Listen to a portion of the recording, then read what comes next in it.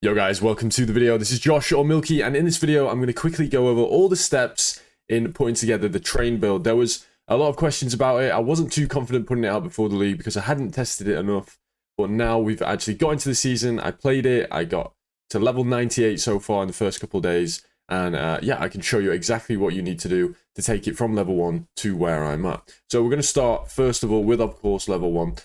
The best thing you can do is to go with the max roll guide from level 1. You need to get to level 38, and the reason for that is you just cannot go Savage Charge prior to 38. I just would not recommend it. So we'll come over. We've got the Anger Rehan leveling guide. It is Flame Slash.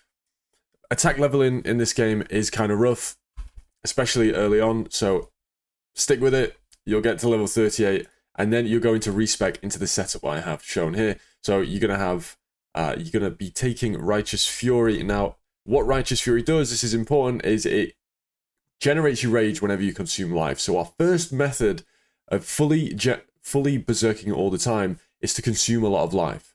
But you're going to need to sustain that somehow. So the way that I figured out how to sustain it is to use this new ring that's been added to the game, Lone Survivor. So if you can get your hands on one of these, this is going to make it much easier. If not, you're going to struggle with that life sustain. Obviously, the residues on your life source may help, as it's going to make that life flask keep ticking, even when it's been used. This is wrong, let me just change it.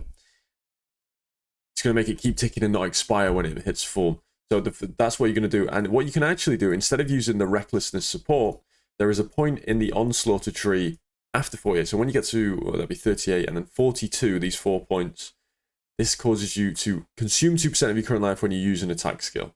And what that's going to do is mean that you are always berserking what you consume in your life. So you need to be able to manage that. I recommend the ring. If not, you're going to have to come back, like grab more regain. And this should be enough. Just make sure you're not holding down the button, you know, for a long period of time between packs of monsters, and then you're going to be absolutely fine. So this is the respec. There is a respec command on my channel. If you come and do !respec, there is plenty there. But this builder is what you're going to go for at level 38, and you'll be absolutely flying.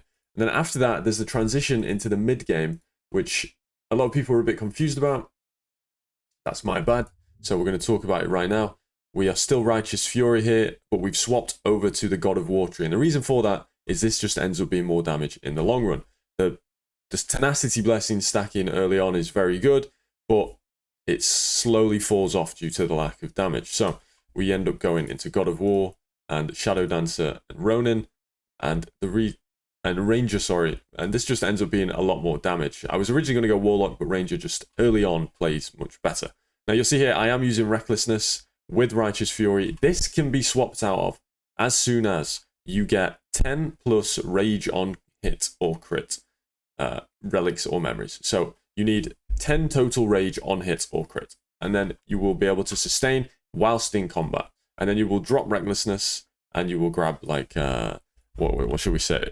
Increased critical strike rating or mark or something like that. And you'll be good to go. So this is like, when you swap over, this can be done anytime between level 55. Just make sure you do it before level 80. So 55 and onwards, and then before 80, and you'll be fine.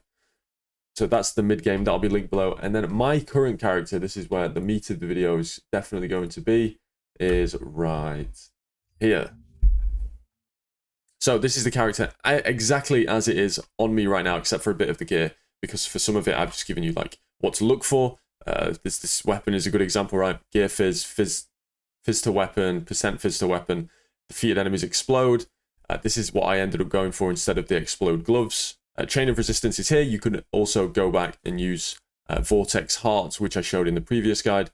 And then all the others is just like getting cooldown reduction. So important to get cooldown on this build. It's the biggest scaler for your damage, as burst itself is a cooldown skill. You can reduce the cooldown here on the trigger rate of burst. So cooldown, cooldown, cooldown. And interestingly, we can get up to 44% from one candle, so you can end up getting 88 from your candles, and by that point we will be going Warlock, but for the purpose of this, I'm still Ranger. Rings, life, fizz, Ellie res, erosion res, very standard stuff. Gloves, fizz damage, erosion, cold. You can use Sky Devourer or Heavy Wear. Heavy Wear makes you take more damage, but deal more damage. Sky Devourer, you know, it's just a bit more safe. It's a bit safer, but it doesn't have any erosion resistance on it, so I went for Heavy Wear. It's got all your links, and then Divinity Slate. This is where the damage comes from. A lot of people were stuck around that 50 million damage mark. All of your damage, I assure you, comes from two things: high cooldown recovery candles and slates. So obviously I can't really help you that much with your candles because they're solo self-found, but the slates, I've listed some modifiers you definitely want to look out for and start with, and then brand your slate. So like getting chance for tenacity blessing, agility blessing, and focus blessing on defeat. Start with this, brand the rest of it, look for some cooldown. That's what you're going to do. Then this, additional damage for weapons. This is just additional burst damage because of how burst scales. It's a triggered skill. It scales with the damage of your weapon. So additional weapon damage for you is straight up just additional damage. So that, if you hit some order mods, I just happen to, you can go with that as well. Cooldown recovery speed +1 max energy charges. Very, very strong node. If you can get one of these on a Deception Divinity Slate, certainly roll this one. And the reason for that is it gives you 1 extra charge of all your cooldown skills. So Life Source, Blink, Vulnerability, Bull's Rage, all of those get an additional charge, and you get that 6% cooldown, which ends up being more damage because of how our build works. Then we have Fizz damage. Flat Fizz is obviously one of the best ways we can get flat damage outside of just improving our weapons damage, because we can't actually deal any elemental damage. So getting any form of Flat Fizz is really nice. And then just life resistances and some tanky mods like this -50 damage taken. And then these are the two probably best damage mods that you can get, and that's +10% additional damage taken by enemies in proximity. You're a complete melee build, everyone's always in proximity. And then additional damage for weapons.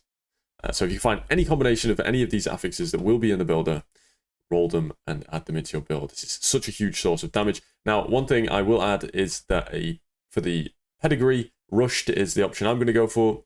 It gives you like 20% move speed and 35% additional damage. So rushed is going to be what I go for.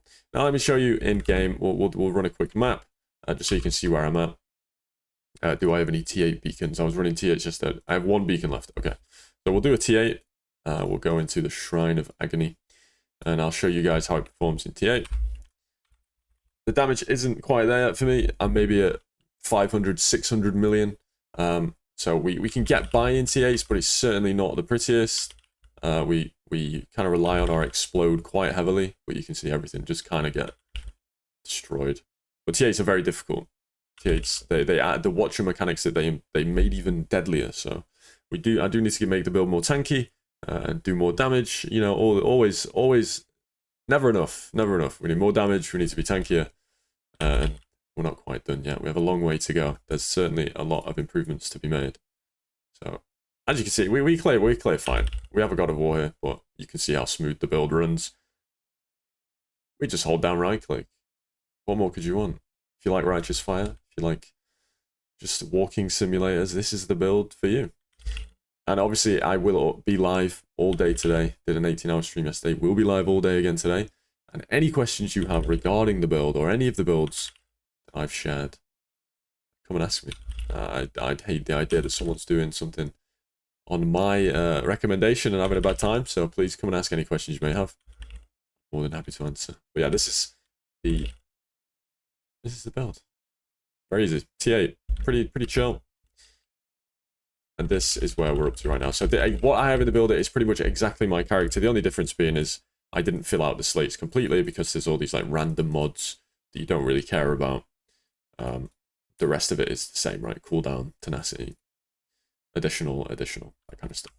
But yeah, I hope this is something for you to go on. It's more information than the last video in terms of when to respec and all that. And yeah, I'll see you on stream. I hope to see you there. Bye-bye.